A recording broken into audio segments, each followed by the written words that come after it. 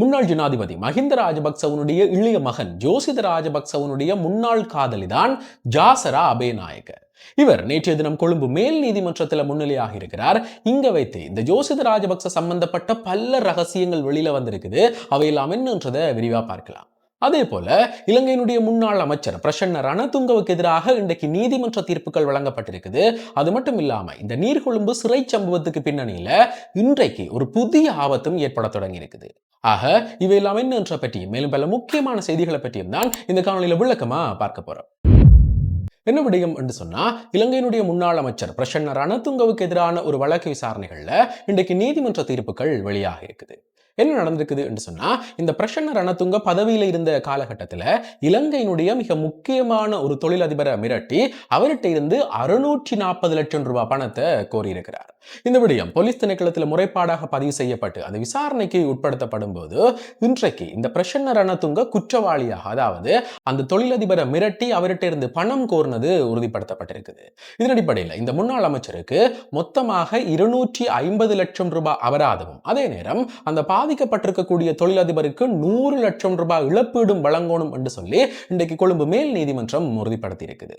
அப்படி ஒருவேளை அந்த நபருக்கு இழப்பீடுகளை வழங்காட்டிக்கு மொத்தமாக 9 ஆண்டு கால கடூழிய சிறை தண்டனைகள் விதிக்கப்படும் என்று சொல்லி இன்றைக்கு கொழும்பு மேல் நீதிமன்றம் தீர்ப்பளிச்சிருக்குது.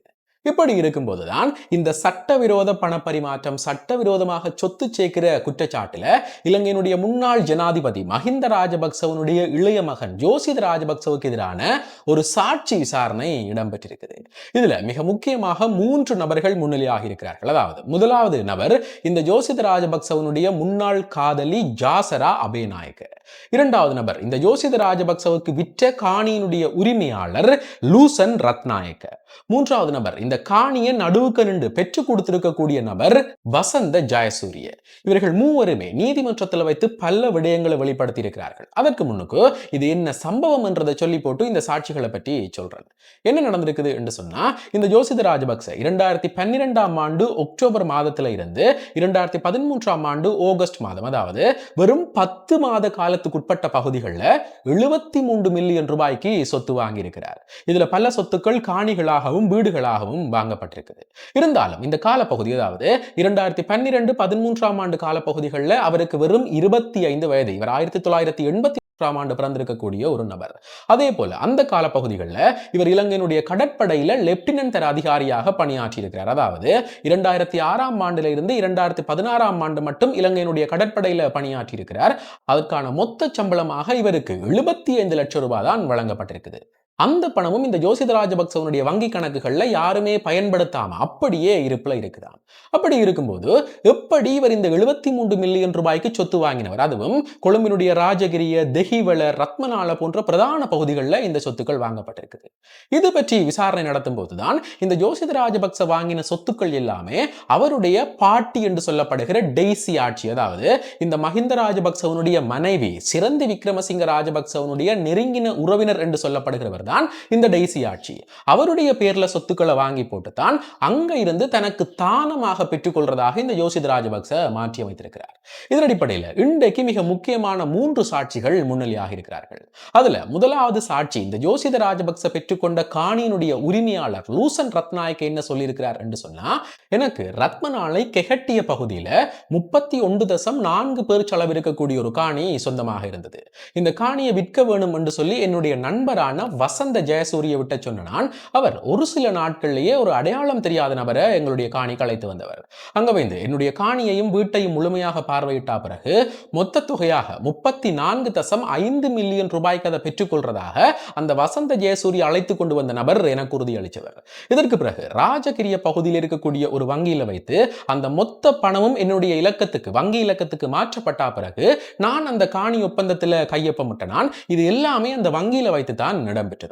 அதை விட அந்த ஒப்பந்தத்தில் கைச்சாத்திடும் போதுதான் அங்க அந்த காணியை பெற்றுக்கொள்ற நபரனுடைய பெயர்ல டெய்சி ஃபாரஸ்ட் என்று சொல்லி ஒரு பெண்ணினுடைய பெயர் குறிக்கப்பட்டிருந்ததை நான் அவதானிச்சினான். ஆனா அவர் யார் என்று சொல்லி எனக்கு எதுவுமே தெரியாது. இருந்தாலும் இந்த பணம் பெற்றுக்கொண்டது உண்மை. அந்த காணியை வசந்த ஜெயசூரிய சொன்ன நம்பருக்கு தான் நான் விற்றனான் என்று சொல்லி நீதிமன்றத்தில் வைத்து இந்த லூசன் ரத்நாயக்க வாக்குமூலம் அளிக்கிறார். அதே போல இரண்டாவது நபர் இந்த லூசன் ரத்நாயக்கவனுடைய நண்பர் வசந்த ஜெயசூரிய என்ன சொல்லியிருக்கிறார் என்று சொன்னா, இந்த லூசன் ரத்நாயக்க காணியை விற்க நிக்க சொன்ன பிறகு நான் என்னுடைய உறவுக்கார மகளான ஜாசர் அபேநாயக்கவை சந்திச்சினான். இந்த ஜாசர் அபேநாயக்கவும் முன்னாள் ஜனாதிபதி மஹிந்த ராஜபக்சவனுடைய இளைய மகன் ஜோசித ராஜபக்சவும் காதலித்துக் கொண்டிருந்தவர்கள். சொல்லப்போனா அவர்கள் இருவருமே மோதிரம் மாத்தி நிச்சயதார்த்தம் கூட செய்திருந்தவர்கள்.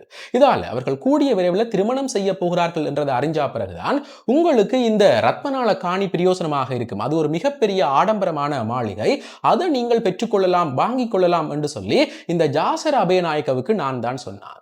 அதன் அடிப்படையில் இந்த ஜாசர் அபேநாயக்கவும் ஜோசித ராஜபக்சவும் நேரடியாகவே வருகை தந்து அந்த காணியை பார்த்திருந்தவர்கள். பார்த்தா பிறகு அதை தாங்கள் வாங்குறோம் என்று சொல்லி உறுதியளிச்சா பிறகு இலங்கையினுடைய ராஜகிரிய பகுதியில் இருக்கிற ஸ்டாண்டர்ட் சார்ட்டர்ட் வங்கியில வைத்து ஒரு பாதுகாப்பு உத்தியோகத்தர் போட வேடமழிஞ்ச நபரால என்னட்ட 34 மில்லியன் பணம் பணத்தாளாக கேஷாக கொண்டு வந்து தரப்பட்டது.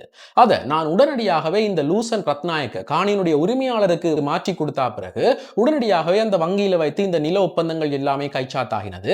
அதன் அடிப்படையில் அந்த நிலத்தினுடைய உரிமையாளராக ஜோசித ராஜபக்ச மாறியிருந்தவர்.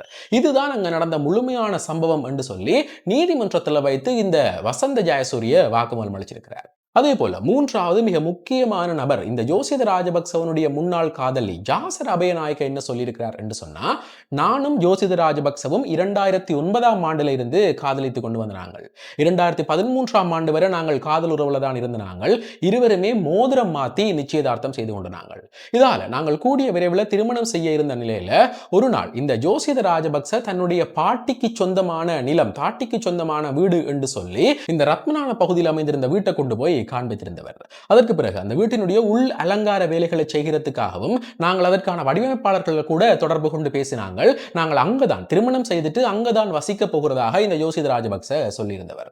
அது மட்டும் இல்லாம இந்த வீடு வாங்கப்பட்ட சந்தர்ப்பம், அங்க வேலைகள் இடம்பெற்ற சந்தர்ப்பம் என்று சொல்லி இதன் போது ஜோசித ராஜபக்ச இலங்கையினுடைய கடற்படையில தான் பணியாற்றி கொண்டிருந்தவர். எப்படி அவர் அந்த பணத்தை பெற்றுக்கொண்டவர் அது பற்றி எனக்கு எதுவுமே தெரியாது. ஆனா இந்த வீட்டை ஜோசித ராஜபக்ச பெற்றுக்கொண்டது, வாங்கினது உண்மை. அது மட்டும் இல்லாம அதே வீட்டில் வைத்துத்தான் CSN என்று சொல்லப்படுகிற ஒரு தொலைக்காட்சி சேவையையும் இந்த ஜோசித ராஜபக்ச ஆரம்பித்திருந்தவர்.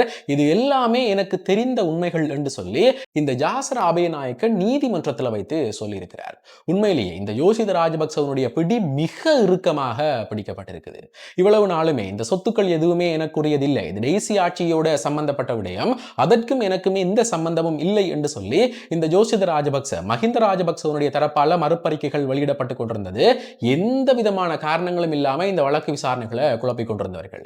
இப்படி இருக்கும்போது மிக முக்கியமான 3 சாட்சிகள், இந்த ஜோசித ராஜபக்சவனுடைய முன்னாள் காதலி, அந்த காணியினுடைய உரிமையாளர், அந்த காணியை பெற்றுக்கொண்ட நபர்கள் என்று சொல்லி இவர்கள் மூவருமே ஜோசித ராஜபக்சவுக்கு எதிராக மிக பள்ளமான ஒரு வாக்குமூலத்தை வழங்கி இருக்கிறார்கள். இதன் அடிப்படையில் இந்த விசாரணைகள் இனி எப்படி அடுத்த கட்டத்தை நோக்கி நகரப்போகுது, இதுல இந்த ஜோசித ராஜபக்சவுக்கான தண்டனைகள் எப்படி இருக்க போகுது என்றதை பொறுத்திருந்து தான் பார்க்கணும். இப்படி இருக்கும்போதுதான் இந்த நீர்கொழும்பு சிறைச்சாலை சம்பவம் தொடர்பில் இன்றைக்கு ஒரு புது வகையான சிக்கல் ஏற்பட்டிருக்குது. என்ன நடந்திருக்குது என்று சொன்னா, இந்த கைதிகள் சிறைச்சாலைக்குள்ள போராட்டங்கள் செய்து அங்க துப்பாக்கி பிரயோகங்கள் எல்லாமே மேற்கொள்ளப்படும் போது அந்த கைதிகளை கட்டுப்படுத்துறதுக்காக எந்தெந்த போலீஸ் அதிகாரிகள் துப்பாக்கி பிரயோகம் மேற்கொண்டார்களோ அவர்கள் அனைவரையுமே நாங்கள் கொலை செய்வோம் என்று சொல்லி இன்றைக்கு பாதாள உலகக்குழு தரப்புல இருந்து அதே போல கைதிகளுடைய தரப்புல இருந்து பகிரங்கமான எச்சரிக்கைகள் பிறப்பிக்கப்பட்டிருக்குதான். சொல்லப்போனா அந்த நீர்கொழும்பு சிறைச்சாலையில கைதிகளை நோக்கி முதலாவதாக துப்பாக்கி பிரயோகம் மேற்கொண்ட அந்த போலீசாருடைய புகைப்படம் இந்த சகல ஊடகங்களிலுமே வெளியானதை அடுத்து அவருக்கு பிரத்யேகமாக பல கொலை மிரட்டல்கள் விடுக்கப்பட்டு கொண்டிருக்கிறார். எப்ப வேண்டாலும் நாங்கள் வெளியில வந்தா பிறகு உன்னை கொலை செய்வோம், அது மட்டும் இல்லாம வெளியில இருக்கக்கூடிய எங்களுடைய பாதாள உலகக்குழு உறுப்பினர்கள் உன்னை கொலை செய்வார்கள் என்று சொல்லியும் இதோட சம்பந்தப்பட்ட சகலரும் கொலை செய்யப்படுவார்கள் என்று சொல்லி கைதிகள் அதே போல பாதாள உலகக்குழு தரப்புல இருந்து எச்சரிக்கைகள் பிறப்பிக்கப்பட்டிருக்குது. இது தொடர்பில் நீதியமைச்சருடைய விசேட கவனத்துக்கும் இந்த விடயம் கொண்டு செல்லப்பட்டிருக்குது.